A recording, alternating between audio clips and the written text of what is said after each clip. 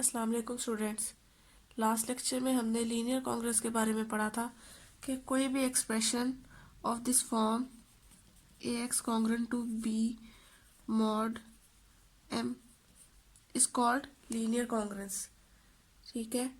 अब जैसे आपने एफएससी में पढ़ा होगा लीनियर इक्वेशन, आपने लीनियर इक्वेशन के बारे में पढ़ा, उसके सोल्यूशन के बारे में पढ़ा। नेक्स्ट क्वेश्चन क्या था कि अगर हमें सिस्टम ऑफ लीनियर इक्वेशंस दी जाए तो उसको कैसे हम सॉल्व करते हैं। इसी तरह आपने लीनियर कांग्रेस के बारे में पढ़ लिया।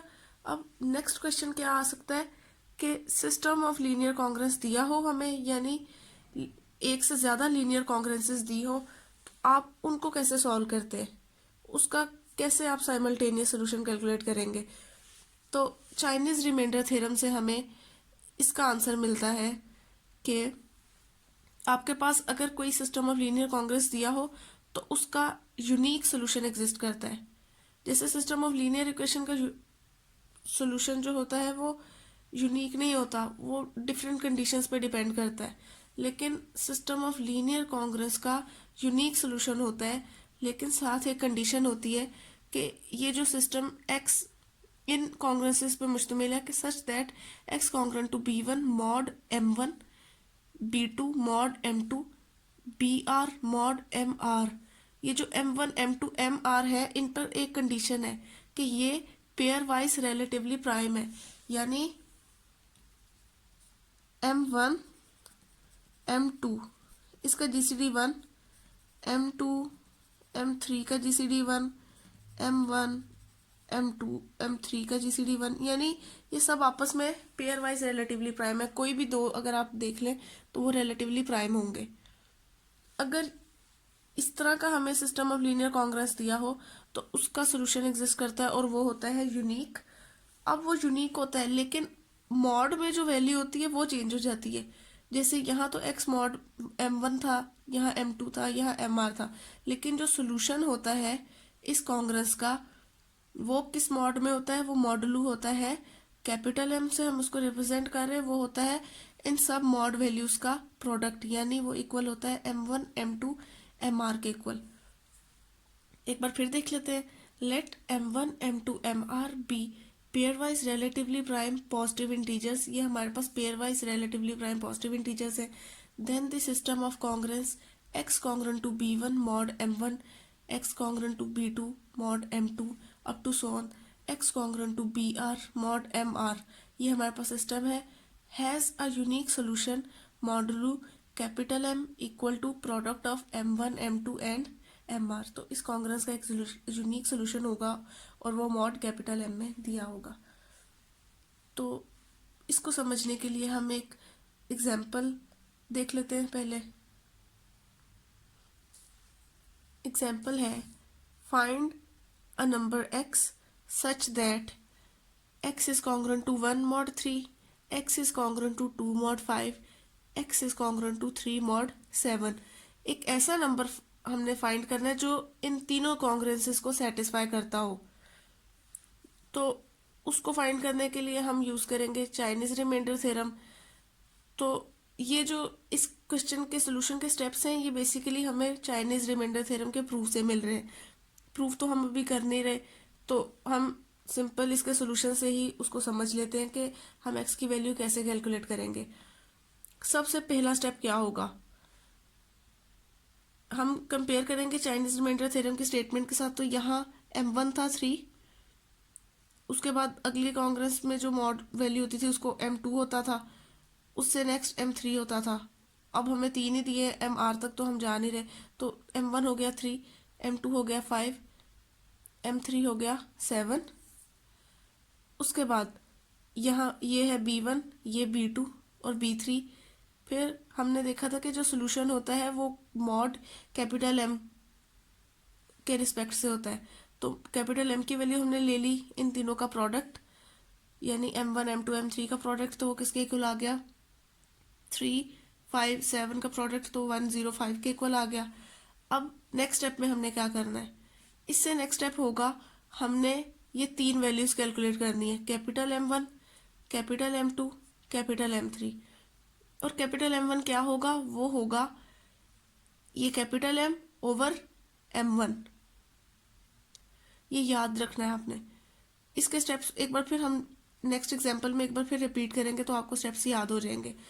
स्टेप 1 में तो सिंपल आपने M1 M2 M3 B1 B2 B3 names दे दिए, कैपिटल M की वैल्यू कैलकुलेट कर ली। उससे नेक्स्ट स्टेप क्या है, ये 1 है। सेकेंड स्टेप क्या है, capital M1 is equal to capital M over small m1, तो ये किसके इक्वल आ गया 105 ओवर 3, क्योंकि स्मॉल m1 3 के इक्वल था, तो उसकी वैल्यू आ गई 35। इसी तरह कैपिटल M2 की वैल्यू आ गई और कैपिटल M3 की वैल्यू आ गई। अब आपने ये वैल्यूज कैलकुलेट करके रख ली। अब नेक्स्ट स्टेप 3 है, वो क्या है, अगले स्टेप में हमने इंटीजर्स कैलकुलेट करने हैं y1 y2 और y3, और वो ऐसे इंटीजर्स हैं जो इस कंडीशन को सेटिस्फाई करते हैं कि वो उन इंटीजर्स को जब हम in capital M1 capital M2 capital M3 से मल्टीप्लाई करें तो रिमाइंडर आ जाए 1, यानी let y1 be integer such that capital M1 को जब हम y1 से मल्टीप्लाई करें तो वो किसके कॉन्ग्रेंट आ जाए, 1 के अंडर मॉड में क्या है, स्मॉल m1।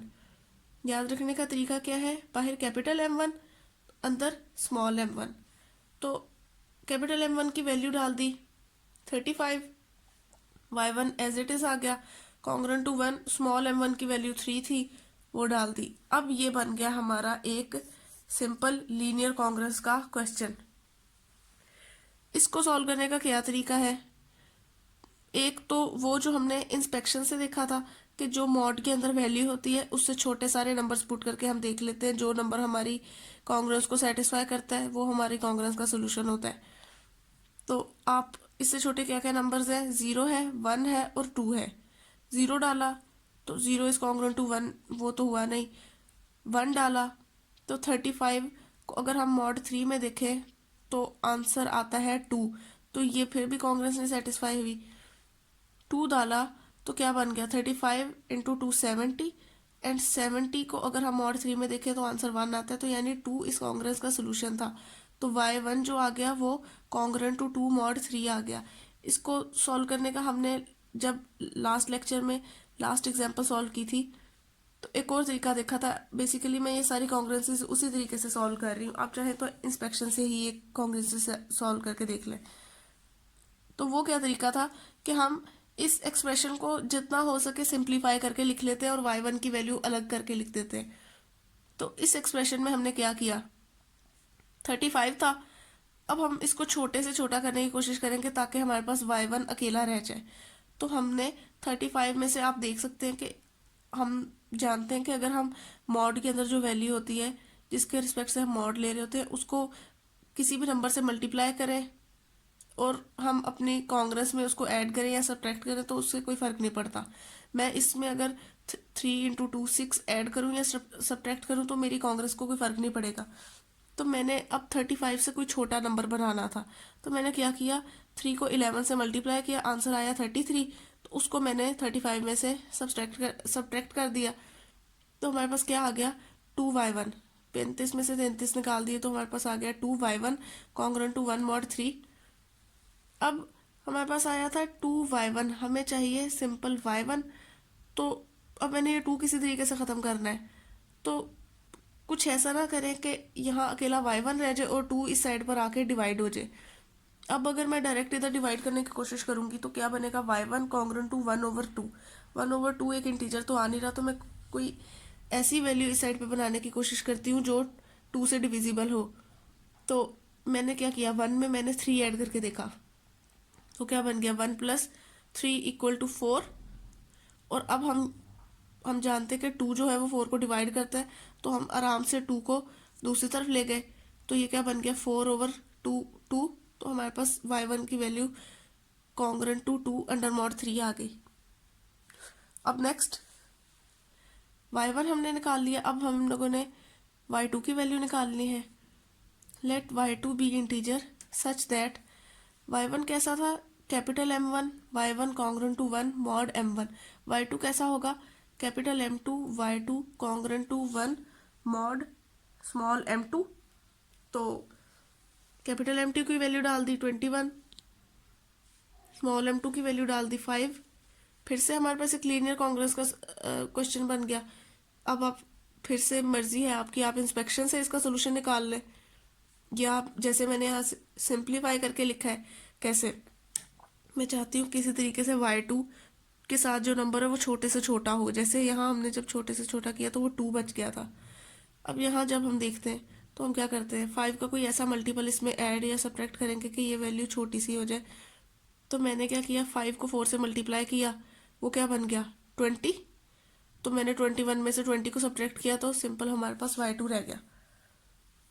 अब ये देखने से कैसे पता चलता है, इसका एक और तरीका आपको, जब आप ये क्वेश्चन सॉल्व करेंगे तो आपको प्रैक्टिस हो जाएगी। आपको देखने से ही पता चल जाएगा कि आपने जो मॉड में किसी नंबर से किस नंबर से मल्टीप्लाई करना है कि आपके पास y2 जो है वो सिंपलेस्ट फॉर्म में आ जाए, यानी y2 के साथ वाला नंबर छोटे से छोटा हो जाए। तो आपने जब 5 को 4 से मल्टीप्लाई किया तो 20 आया, तो यहाँ से हमारे पास आ गया 21 माइनस 20 इक्वल टू 1। तो सिंपल हमारे पास आ गया y2 is congruent to 1 mod 5। जैसे इसमें हमें फिर से एक और स्टेप भी करना पड़ा था, इसमें हमें वो करने की जरूरत ही नहीं पड़ी। अब अगला y2 की भी वैल्यू आ गई, y1 की भी आ गई। Let y3 be integer such that capital M3 y3 congruent to 1 mod 3।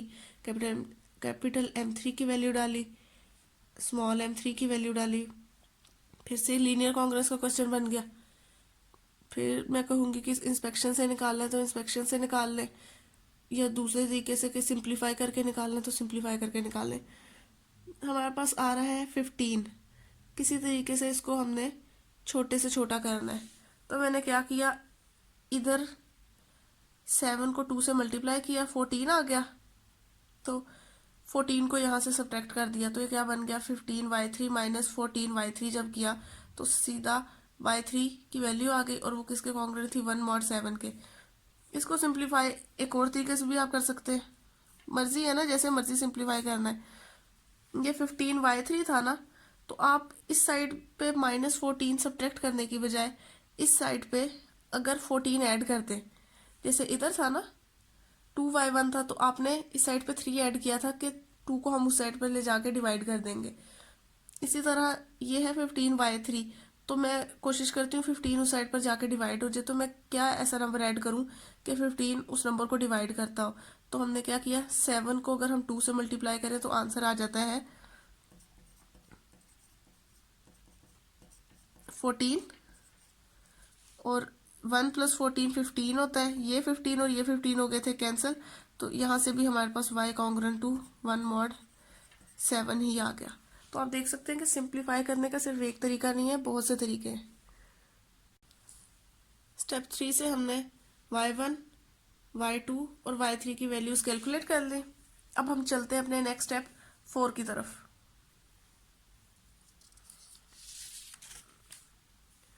Step 4 क्या है?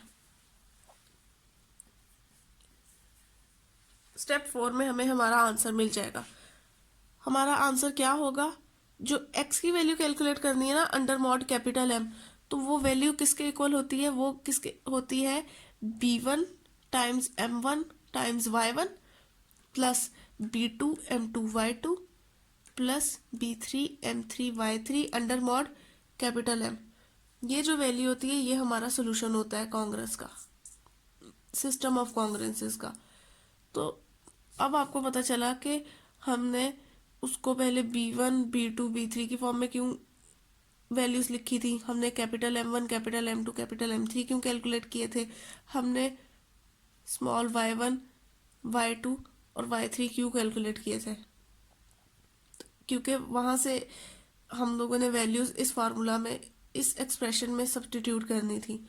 तो b1 की वैल्यू क्या थी 1, b2 की वैल्यू 2, b3 की वैल्यू 3, कैपिटल M1 की वैल्यू डाल दी, y1 की डाल दी, M2 की डाल दी, y2 की डाल दी, M3 की डाल दी, y3 की डाल दी, और यहाँ कैपिटल M की वैल्यू डाली।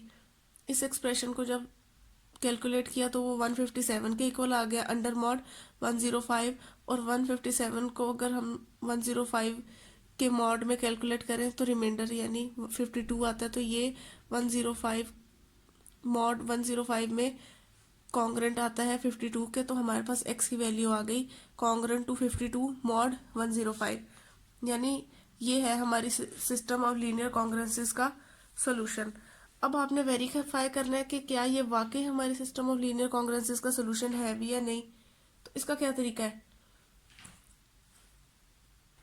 इसका तरीका ये है कि आपका जो सिस्टम ऑफ लीनियर कॉन्ग्रेंस दिया हुआ था, ये वाला ये वाला ये वाला, इसमें आप x की वैल्यू सब्सटीट्यूट करते जाएं और देखते जाएं कि क्या ये आपकी कॉन्ग्रेंस सेटिस्फाई हो रही है या नहीं। अब हम नेक्स्ट एग्जांपल, एक और एग्जांपल सॉल्व करके देख लेते हैं। इसी तरीके से हमें ये सिस्टम ऑफ लीनियर कॉन्ग्रेंसेस दिया हुआ है, हमने इसका सोल्यूशन कैलकुलेट करना है। अच्छा, सबसे पहली बात जो मैं पिछले क्वेश्चन में बताना भूल गई, सबसे पहले हमने चेक करना है कि ये जो m1 m2 mr है ये रिलेटिवली प्राइम है या नहीं।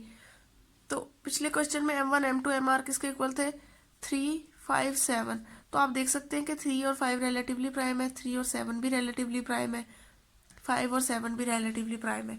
इसी तरह 11, 19 और 29 इस क्वेश्चन में है, तो ये तीनों नंबर्स भी रिलेटिवली प्राइम ही हैं। तो हम यहाँ पे चाइनीज रिमाइंडर थ्योरम लगा सकते हैं, क्योंकि हम वो तभी लगा सकते थे कि अगर ये तीनों नंबर्स रिलेटिवली प्राइम हो।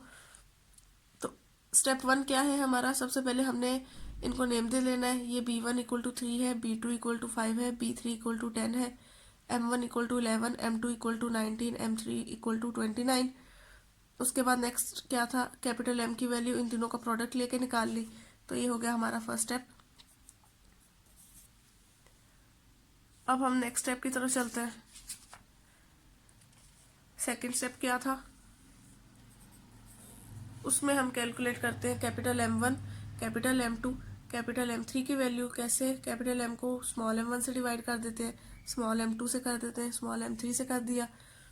उसके बाद हमारा थर्ड स्टेप क्या होता है? हमने इंटीजर्स निकालने होते हैं y1, y2, y3। ये सब हम क्यों करते हैं? क्योंकि हमें हमें x का एक ये फार्मूला है हमारे पास, हमने इस फार्मूला के लिए वैल्यूज कैलकुलेट करनी होती है।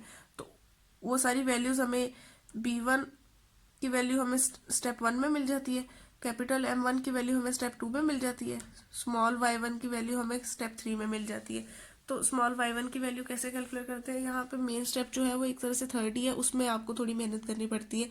उसके अलावा स्टेप 1 और 2 तो सिंपल ही है।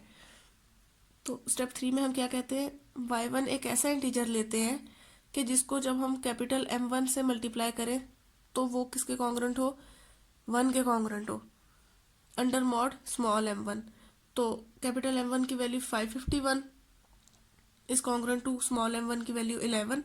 अब आपने इस लीनियर कॉन्ग्रेंस को सॉल्व करने की कोशिश करनी है, इंस्पेक्शन लगानी है तो इंस्पेक्शन लगा लें। 11 से छोटे सारे नंबर इसमें पुट करके देखें, जो नंबर सेटिस्फाई करता है वहां से हमें y1 की वैल्यू मिल जाएगी।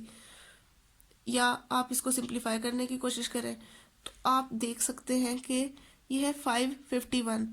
आप ऐसे कोशिश किया करें कि किसी तरीके से आप इसके पास पास 11 को किसी ऐसे नंबर से मल्टीप्लाई करें कि इसके करीब करीब का कोई नंबर मिल जाए।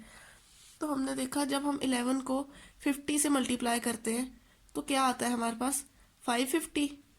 550 को जब हम, अब देखिए यहाँ मैंने दूसरा तरीका किया कि मैंने राइट साइड पे 550 ऐड किया।